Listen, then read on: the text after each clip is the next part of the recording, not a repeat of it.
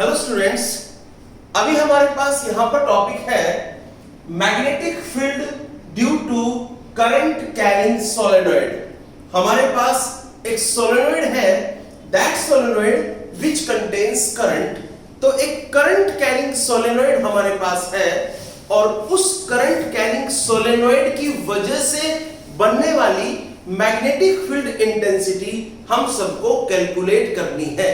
यानी कि our topic is to calculate the magnetic field intensity due to a current carrying solenoid। सबसे पहला question यहां पे डेवलप होता है, what is solenoid? solenoid क्या है? solenoid में हम क्या पढ़ते हैं? solenoid में हमारे पास क्या टॉपिक है उसको आप समझिए। अगर मान लीजिए मेरे पास एक इंसुलेटिंग वायर है और उस इंसुलेटेड वायर को मैं इस इंसुलेटिंग मटेरियल के ऊपर अगर लपेट दूं तो वो वायर कुछ इस तरीके से हो जाएगी। ये लीजिए, ये मेरे पास एक इंसुलेटिंग मटेरियल है, ये रहा। इस इंसुलेटिंग मटेरियल पे मैंने एक वायर को लपेट दिया इस तरीके से। तो जिस वायर को मैंने यहां पर लपेटा है वो वायर मेरे पास इस तरीके से आ जाएगी। ये लीजिए, ये एक कॉर्नर है वायर का और ये दूसरा कॉर्नर है। आगे चलिए, अगर अब मैं ये जो इंसुलेटिंग मटेरियल यहां पर है, ये जो रोड यहां पर है, अगर मैं इस रोड को यहां से निकाल लूं तो अब मेरे पास ये कुछ इस तरीके से बन जाएगी वायर। लीजिए, यहां पर आपने इस वायर को इधर इस तरीके से ले लिया तो अब आपके पास ये सोलेनॉइड बन जाता है। इसे हम सोलेनॉइड का नाम देते हैं। ये हमारे पास सोलेनॉइड है। अगर मैं आपसे एक डेफिनेशन में पूछूं कि बताइए एक डेफिनेशन से कि सोलेनॉइड क्या है, तो सोलेनॉइड एक इंसुलेटिंग वायर है जिस इंसुलेटिंग वायर को हमने एक इंसुलेटिंग रोड के ऊपर वाउंड कर रखा था और उसको हेलिकल शेप दे रखी थी। यानी कि solenoid is an insulating wire in the form of helical. यानी कि हेलिकल शेप में अगर हम वायर को लपेट दें तो वो सोलेनॉइड बन जाता है। चलिए, यहां पर वायर का एक एंड ये वाला है, ये रहा। वायर का दूसरा एंड ये रहा। अगर इस पॉइंट को कहा जाए दिस इज ए पॉइंट, इसको कहा जाए दिस इज बी पॉइंट। यहां पर हम लोगों ने अब एक बैटरी ली और इस बैटरी से हम इसको करंट सप्लाई देना शुरू कर देंगे। तो ये लीजिए, अब क्या होगा, यहां से करंट फ्लो करेगा। ये लीजिए, ये आई करंट यहां से फ्लो होगा। यहां से करंट फ्लो करता हुआ यहां से करंट बाहर आ जाएगा इस तरीके से। अब आपके पास ये कुछ ऐसा बन जाएगा यहां से इधर, और ये लीजिए, ये आपके पास अब सोलेनॉइड में करंट फ्लो होगा। थोड़ा आगे चलते हैं, नेक्स्ट स्टेप में क्या है उसको भी अब आप समझने की कोशिश करें। वो क्या है उसको देखिए ध्यान से। ये कहता है अगर करंट यहां से फ्लो होगा तो यही करंट अब यहां जाएगा इधर, दिस इज आई करंट, यहां से अब इधर आएगा और यहां से अब इधर आएगा। आगे चलिए, ये करंट अब यहां होगा, यहां से इस डायरेक्शन में होगा और फिर इस डायरेक्शन में होगा, फिर यहां पर होगा। आगे चलिए, ये करंट यहां पर, यहां से इस डायरेक्शन में, फिर इस डायरेक्शन में, यहां होगा, फिर यहां होगा, उसके बाद ये करंट यहां पर आएगा। आगे चलिए, यहां से आई करंट है, ये करंट भी आई करंट है, इधर भी आई करंट है और फिर ये करंट भी आई करंट है। अब आपको यहां पर ये देखना है कि ये जो सोलेनॉइड आपने लिया है, इस सोलेनॉइड के अंदर जो करंट फ्लो कर रहा है उस करंट की वजह से मैग्नेटिक फील्ड कितनी बनेगी और कहां बनेगी उसको आप समझ लीजिए। देखिए कैसे करेंगे। यहां पर ये लूप देखिए, एक लूप ये रहा, एक लूप ये रहा, एक यहां पर है। इस तरीके से इसमें बहुत सारे लूप है, ऐसा हम मान लेते हैं। अब अगर किसी भी एक हम बात करें तो लीजिए, हमने यहां पर कोई भी लूप यानी कि सर्कुलर लूप ले लिया। याद कीजिए, जब ये इस तरह से सर्कुलर कॉइल के अंदर करंट फ्लो करता था तो उसकी वजह से बनने वाली मैग्नेटिक फील्ड इंटेंसिटी, अगर करंट क्लॉकवाइज डायरेक्शन में था तो यहां पर हम मैग्नेटिक फील्ड इंटेंसिटी इस थंब को सेंटर पे रख के और इस डायरेक्शन में इनवर्ड हमारी मैग्नेटिक फील्ड इंटेंसिटी आ जाती थी। अगर करंट एंटी क्लॉकवाइज होता है, यहां पर लीजिए, मान लीजिए करंट इस डायरेक्शन में है, इन दैट केस यहां आउटवर्ड मैग्नेटिक फील्ड इंटेंसिटी की डायरेक्शन आती थी। तो कहने का मतलब ये हुआ, जो मैग्नेटिक फील्ड इंटेंसिटी की डायरेक्शन होगी वो दोनों ही केसेस में, पहली बार तो इस कॉइल के अपवर्ड हो सकती है, कॉइल के इनवर्ड हो सकती है, यानी कि इस करंट कैरिंग कॉइल के आउटवर्ड हो सकती है, करंट कैरिंग कॉइल के इनवर्ड हो सकती है। वो दोनों केसेस में इस कॉइल के प्लेन के परपेंडिकुलर होगी। तो चलिए अब यहां से आगे चलते हैं। अगर मैं यहां पर इसको कॉइल ले लूं और ये इस कॉइल का सेंटर है, यहां पर दूसरी कॉइल का सेंटर ये रहा, नेक्स्ट कॉइल का सेंटर ये रहा, नेक्स्ट सेंटर ये रहा, नेक्स्ट सेंटर ये रहा, इस तरह आपने यहां कॉइल्स के सेंटर ले रखे थे। अब आप इसको सोच के और मुझे ये बता दीजिए कि यहां पर जो मैग्नेटिक फील्ड इंटेंसिटी बनेगी वो क्या होगी। इस कॉइल के अंदर मैग्नेटिक फील्ड इंटेंसिटी सेंटर पे होगी, वो या तो इस डायरेक्शन में होगी या इस डायरेक्शन में होगी। मान लेते हैं वो राइट साइड की तरफ है, यानी कि वो राइट की साइड पे है। देखिए यहां ये मैग्नेटिक फील्ड इंटेंसिटी आपने इस डायरेक्शन में ये ले ली है, तो लीजिए यहां पर आपने कहा ये मैग्नेटिक फील्ड इंटेंसिटी इस तरह से बनी है। अब हमें इस मैग्नेटिक फील्ड इंटेंसिटी की वैल्यू कैलकुलेट करनी है। हमें ये पता लगाना है कि ये मैग्नेटिक फील्ड इंटेंसिटी कितनी है। इसके लिए हम एक छोटा सा काम करते हैं, वो क्या है उसको देखिए। यहां पर हम नहीं जानते कि इसके अंदर नंबर ऑफ टर्न्स कितने हैं। आई रिपीट, हम नहीं जानते इस कॉइल के अंदर नंबर ऑफ टर्न्स कितने हैं इस सोलेनॉइड में, हमें नहीं पता और ना हमें ये जानने की जरूरत है। बिकॉज आप यहां पर सोच सकते हैं, आप कहोगे sir there are only 5 number of turns, ये नहीं लेने, हम तो ये जनरल एक केस ले रहे हैं, क्या पता कितने नंबर ऑफ टर्न्स हो सकते हैं किसी भी सोलेनॉइड के अंदर। तो हम मान लेते हैं let the solenoid have n number of turns per unit length. तो यहां पर बोल रहा हूं मैं let the solenoid have n number of turns per unit length। मान लीजिए सोलेनॉइड में n number of turns per unit length है। तो चलिए अब हम यहां पर मैग्नेटिक फील्ड इंटेंसिटी को कैलकुलेट करते हैं विद द हेल्प ऑफ किसकी वजह से, एम्पियर सर्किटल लॉ की वजह से। जो एम्पियर सर्किटल लॉ है, this is applicable only for a closed loop या क्लोज्ड पाथ। तो हम क्लोज्ड पाथ में एम्पियर सर्किटल लॉ अप्लाई करने की कोशिश करते हैं। उसके लिए हम यहां पर एक क्लोज्ड पाथ कंसीडर कर लेंगे। वो कैसे है उसको देखिए। मान लेते हैं हमने यहां पर एक क्लोज्ड पाथ लिया, वो यहां से इस डायरेक्शन में लीजिए, यहां से इस पॉइंट पर इस क्लोज्ड पाथ की ये लेंथ है और लेंथ है क्लोज्ड पाथ की L, ये रहा। अब क्लोज्ड पाथ कंप्लीट करता हूं, ये पोर्शन इसका यहां से इधर है, इधर, और यहां से इस पोर्शन को आप थोड़ा सा इधर ले आए, यहां से इसको इधर मिला दें और यहां से ये इस तरफ आ जाता है, ये लीजिए। सो आपके पास ये क्लोज्ड पाथ आ गया है, ये रहा।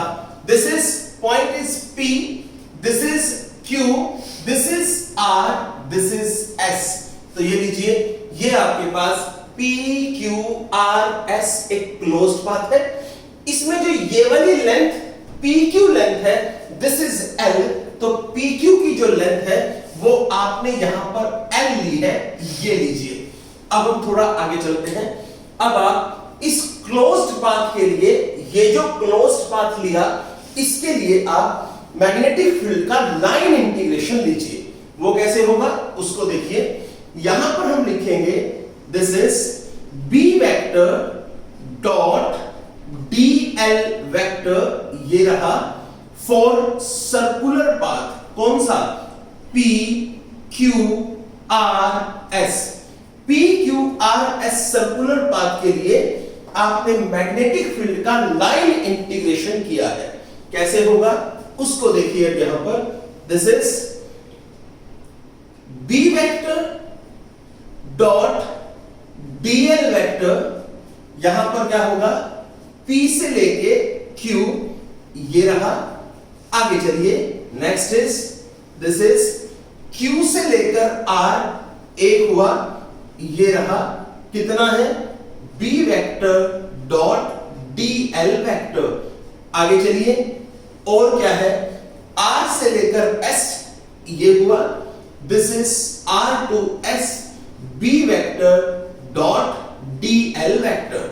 नेक्स्ट इज फ्रॉम S से लेकर और P, तो this is from S to P, also B vector dot DL vector. अब हम थोड़ी देर के लिए इसको छोड़ते हैं।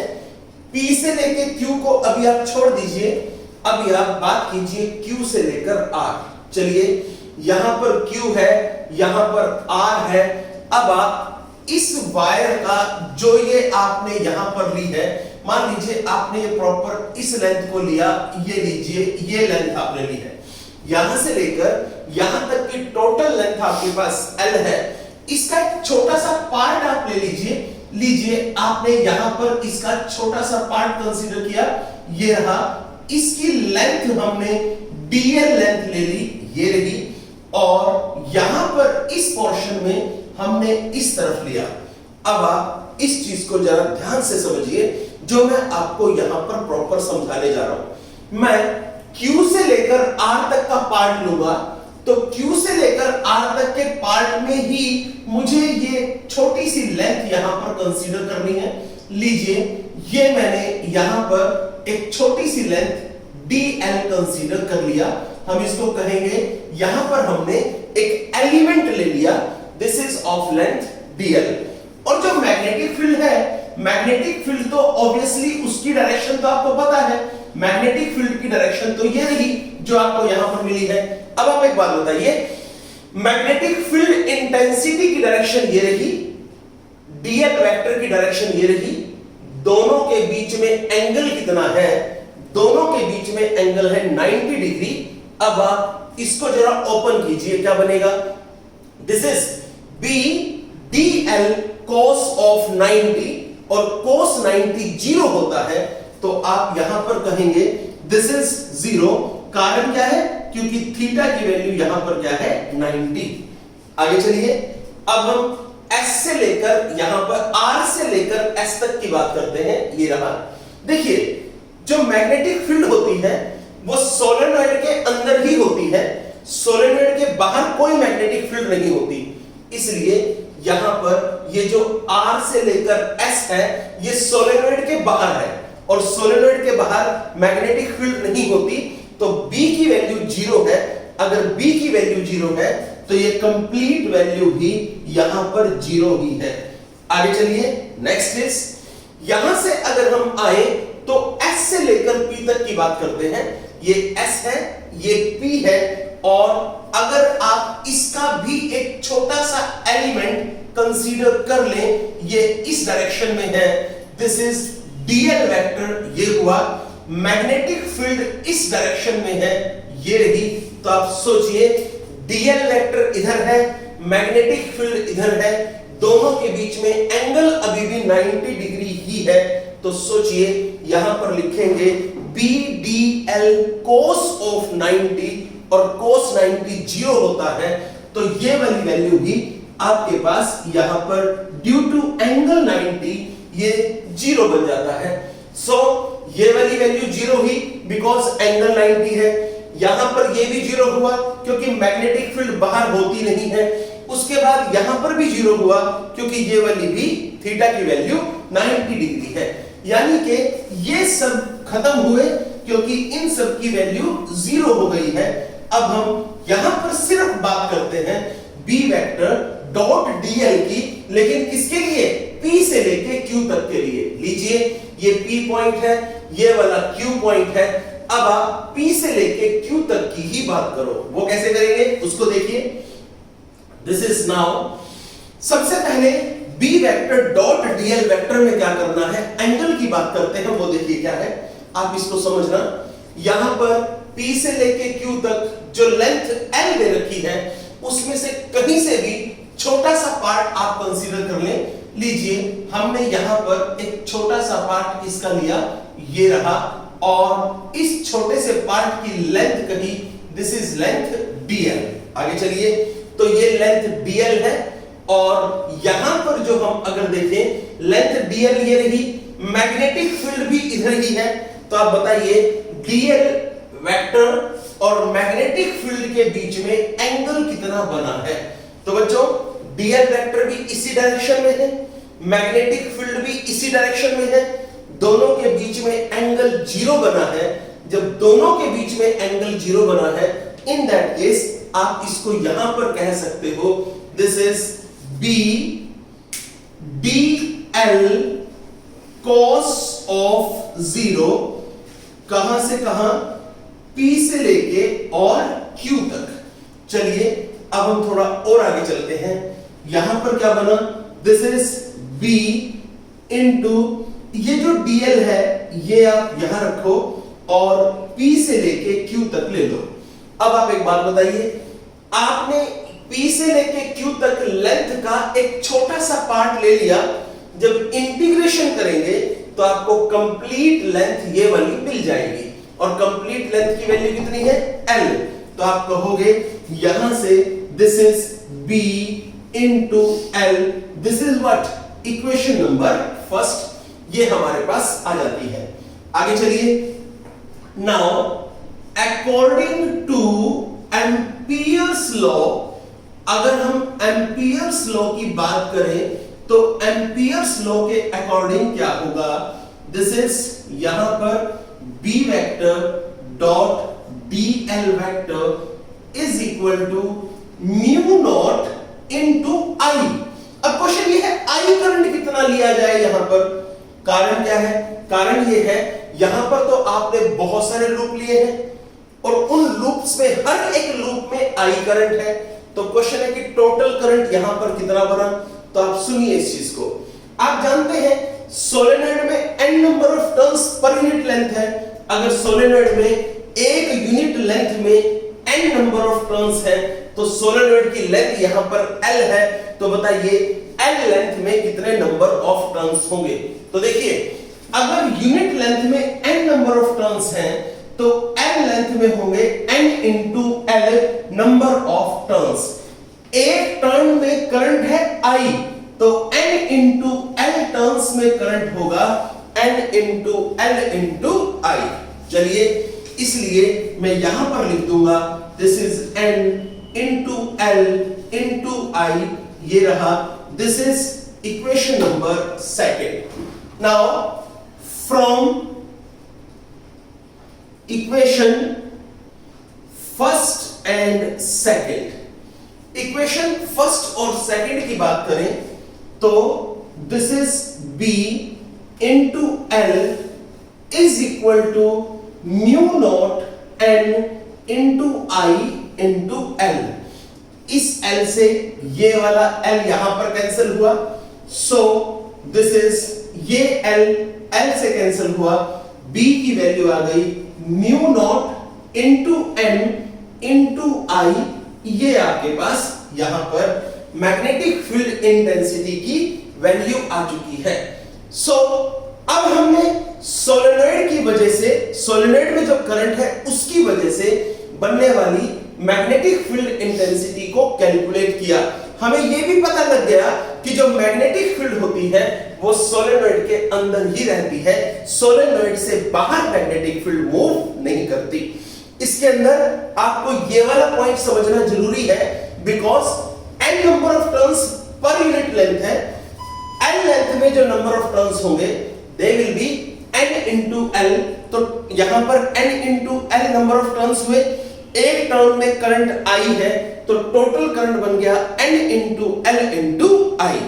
This is your topic which is name as magnetic field due to current carrying solenoid. अब हम करेंगे topic magnetic field due to a toroid. आप देखिए उसमें क्या करना है।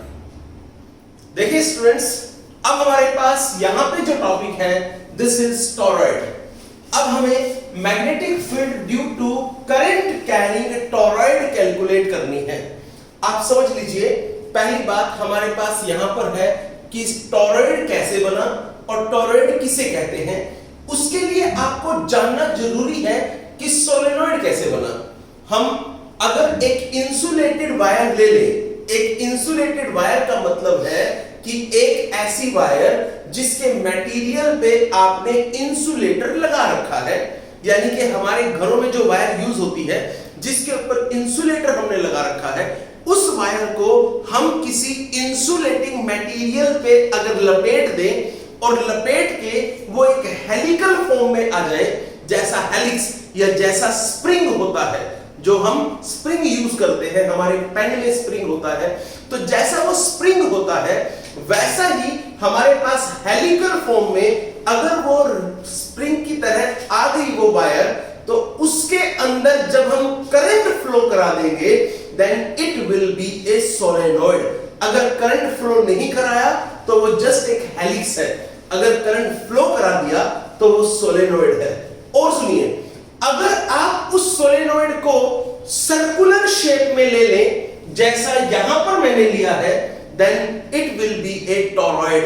तो अगर आप सोलेनॉइड को सर्कुलर शेप में ले लेंगे तो वो टॉरॉइड बनेगा और करंट फ्लो करा दीजिए, विदाउट फ्लोइंग करंट वो टॉरॉइड नहीं बनता।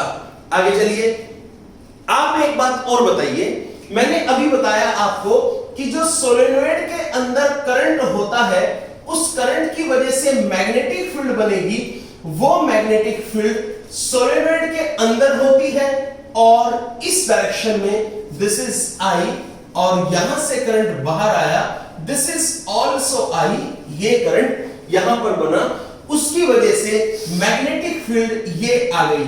अगर आपने इसको सर्कुलर शेप में ले लिया तो सर्कुलर शेप में मैग्नेटिक फील्ड भी इस तरह से होगी जैसे ये ब्लैक लाइंस आपको दिख रही है, जो ब्लैक सर्कल आपको दिख रहा है, ये मैग्नेटिक फील्ड को इंडिकेट करेगा। चलिए, हमने यहां पर इस टॉरॉइड की रेडियस ले ली, this is small r, small r is the radius of the toroid. हम थोड़ा आगे चलते हैं। अब अगर मैं आपसे ये पूछूं कि यहां पर कहीं पर भी आप देखें मैग्नेटिक फील्ड सर्कुलर फॉर्म में है, और अगर मैं आपसे पूछूं ये बताइए किसी पॉइंट पर मुझे मैग्नेटिक फील्ड इंटेंसिटी की डायरेक्शन चाहिए, तो सोचिए अगर कोई ऑब्जेक्ट सर्कुलर फॉर्म में मूव करता है, किसी पॉइंट पर उसकी वेलोसिटी की डायरेक्शन चाहिए, तो वो वेलोसिटी की डायरेक्शन उसी पॉइंट पे टेंजेंट ड्रॉ करके आपको मिलती है। यहां पर भी मैग्नेटिक फील्ड भी सर्कुलर फॉर्म में है। अगर आप मैग्नेटिक फील्ड की डायरेक्शन किसी पॉइंट पर चाहते हैं तो आपको उसी पॉइंट पे टेंजेंट ड्रॉ करना पड़ेगा, वो आपको मैग्नेटिक फील्ड की डायरेक्शन दे देगा। तो लीजिए, हमने यहां पर इस पॉइंट पर सोचा कि यहां पर हम मैग्नेटिक फील्ड इंटेंसिटी निकालें। जिस पॉइंट पर मैग्नेटिक फील्ड इंटेंसिटी कैलकुलेट करनी है, यहां हमने मैग्नेटिक फील्ड की डायरेक्शन देखी, ये P पॉइंट है, मैग्नेटिक फील्ड इस डायरेक्शन में यहां पर दे रखी है। अब आप आगे चलिए, हम इस सोलेनॉइड के इस टॉरॉइड का एक छोटा सा पार्ट ले लेंगे, ये रहा, यहां पर ये लीजिए, ये हमने टॉरॉइड का एक छोटा सा पार्ट लिया जिसकी लेंथ dl हमने कही, और डायरेक्शन अगर हम निकालें then direction will be along the direction of magnetic field. तो जो ये एलिमेंट हम लेते हैं इस एलिमेंट की डायरेक्शन मैग्नेटिक फील्ड की डायरेक्शन के अलोंग है। अब आप ये बताइए, एलिमेंट की डायरेक्शन मैग्नेटिक फील्ड की डायरेक्शन के अलोंग है, मैग्नेटिक फील्ड की डायरेक्शन ये रही, बताइए यहां पर दोनों के बीच में एंगल होगा 0, तो उस केस में अगर हम यहां पर देखें, this is B vector dot dl vector, ये बन गया BDL cos of 0, cos 0 is 1, then it will be B into dl, not dot, because अब ये सिर्फ मल्टीप्लिकेशन है। कंप्लीट सर्कुलर फॉर्म या कंप्लीट टॉरॉइड के लिए निकालो तो उसके लिए यहां पर क्लोज पाथ के लिए इंटीग्रेशन करना पड़ेगा। तो चलिए हमने क्लोज पाथ के लिए इंटीग्रेशन किया, बी मैग्नेटिक फील्ड हमने यहां ली बाहर, क्लोज पाथ के लिए इंटीग्रेशन किसके लिए, हमने जो छोटा सा पार्ट डीएल लिया वो एक बड़े से क्लोज पाथ का पार्ट है, यानी कि अगर मैं डीएल का इंटीग्रेशन करूंगा तो मुझे ये कंप्लीट सर्कुलर पाथ की लेंथ मिल जाएगी। कंप्लीट सर्कुलर पाथ का रेडियस r है, बताइए इसकी कंप्लीट लेंथ क्या होगी, कंप्लीट लेंथ होगी इसकी सरकमफ्रेंस। सो यहां पर आया b into 2 pi r, this is what, equation number first. अब हम थोड़ा आगे चलते हैं। Now according to Ampere's law, अगर हम एम्पियर्स सर्किटल लॉ लगाएं तो on the basis of that law हम कहेंगे this is B vector dot dl vector is equal to mu naught into, अब अकॉर्डिंग टू रूल हम यहां पर I लिखते हैं, बट आप इसमें देखिए यहां पर I किस तरीके से लिखा जाएगा, आप उसको समझिए। सबसे पहले आप मुझे ये बताइए, ये आपके पास क्या है, this is a torrid, torrid का रेडियस कितना है, दिस इज r। अगर इस टॉरॉइड में n number of turns per unit length है, आई रिपीट इट, अगर इस टॉरॉइड में n number of turns per unit length है तो बताइए इसकी टोटल लेंथ में कितने नंबर ऑफ टर्न्स होंगे। तो अगर इसके अंदर n number of turns per unit length है, यानी कि यूनिट लेंथ में n नंबर ऑफ टर्न्स है और इसकी टोटल लेंथ जो है दैट इज 2 pi r, तो यहां पर this is 2 pi r into n, ये आपके पास इसके अंदर टोटल नंबर ऑफ टर्न्स आ चुके हैं। एक टर्न में करंट अगर I है, हर एक टर्न में I करंट है, तो बताइए यहां पर टोटल करंट कितना बना, this is n into 2 pi r into I। अब हम यहां से इसको ऐसे भी कह सकते हैं, देखिए n number of turns per unit length है, यहां पर 2 pi r इसकी लेंथ है, तो आप ये कह सकते हैं that these are the total number of turns।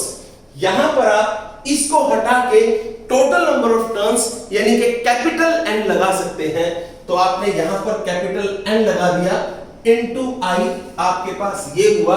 आगे बढ़िए, क्या लिखेंगे, mu naught into capital N into I, ये आपके पास हमने यहां ले लिया, ये लीजिए। So mu naught into capital N into I, हमने ये कहा, this is our equation number second. Now from equation first and second, अगर हम इक्वेशन फर्स्ट और सेकंड को लें तो this is b into 2 pi r is equal to mu naught into n की जगह आप, ये कैपिटल N है, इसकी जगह आप ये वाली वैल्यू लिख सकते हैं, this is small n into 2 pi r into I। अब देखिए 2 pi r से 2 pi r कैंसिल हुआ, तो आपके पास this is magnetic field B is equal to mu naught into n into I, ये मैग्नेटिक फील्ड की वैल्यू आपके पास आ जाती है। सो ये हमने मैग्नेटिक फील्ड इंटेंसिटी कैलकुलेट की है due to a toroid, and यहीं पर आपका थर्ड चैप्टर का ए पार्ट फिनिश हो जाता है। नेक्स्ट लेक्चर में हम थर्ड चैप्टर का ए पार्ट के कुछ न्यूमेरिकल डिस्कस करेंगे। बस उसके लिए आपको इतना ही ध्यान रखना है कि आपके पास यहां पर दो ही टॉपिक बेसिक बनते हैं। पहला टॉपिक आपके पास जो आया दिस इज बायोट-सैवर्ट लॉ, और दूसरा टॉपिक जो आया this is amperes circuital law. इन्हीं टॉपिक्स के बेसिस पे हमें न्यूमेरिकल डिस्कस करने हैं। तो नेक्स्ट टाइम नेक्स्ट लेक्चर में हम इनसे लिंक न्यूमेरिकल्स को डिस्कस करेंगे। All the best.